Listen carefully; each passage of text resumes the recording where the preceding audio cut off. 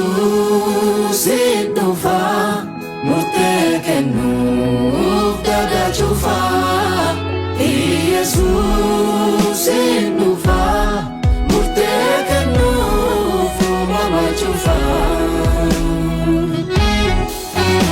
Jesus dhufa murtee kennuuf daga cufa.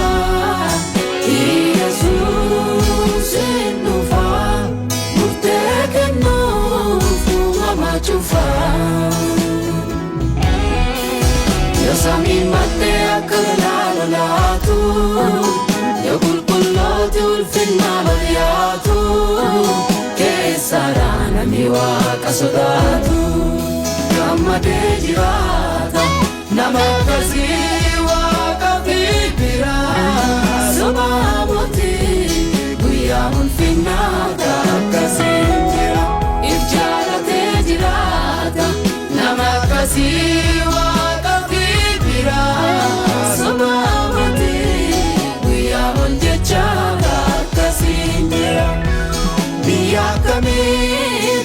Sodaan kanne dhiiga Yesuusiin qabanne kanuu tarkanne agammadduuti amantuuti isaa gammadanuuti lafa dhalleetta jijjiisa biyya akkamiiti ta sodaan kanne dhiiga Yesuusiin qabanne kanuu tarkanne agammadduuti dadhabduuti isaa gammadanuuti lafa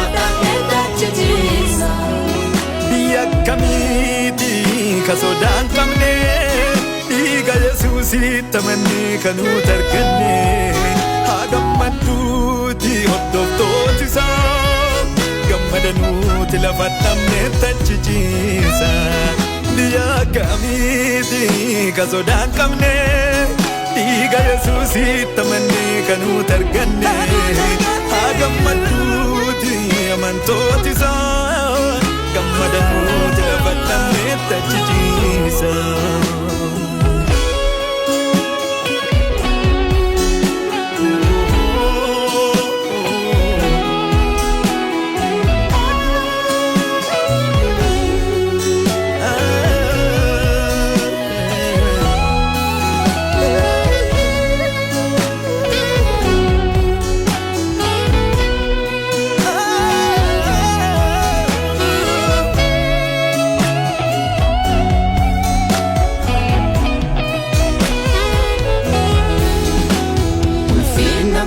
Saatiin marfamee ayyaanni isaa lafarra gadhiifamee Yesuus dhufa.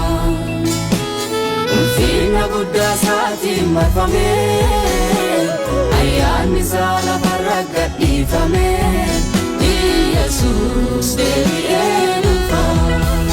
Jireenya namaatti gammadee jiraata nama dhabdee dhibboo jirutti barii ulfaata gaafa Yesuus dhufu ulfinni keenya dabalee Yesuus dhufa jedhee hindi waadaa nuu galee jireenya namaattiif jaalatee jiraata nama dhabdee dhibboo jirutti barii ulfaata gaafa Yesuus dhufu ulfinni keenya dabalee Yesuus dhufa jedhee hindi waadaa nuu galee. Biyya akkamiiti ta sodaan qabne dhiiga Yesuusitti amannee kanuu tarkanne haa gammaddu lafadhanne dachisiisa. Biyya akkamiiti tasodaan qabne dhiiga Yesuusitti amannee kan nuti arganne.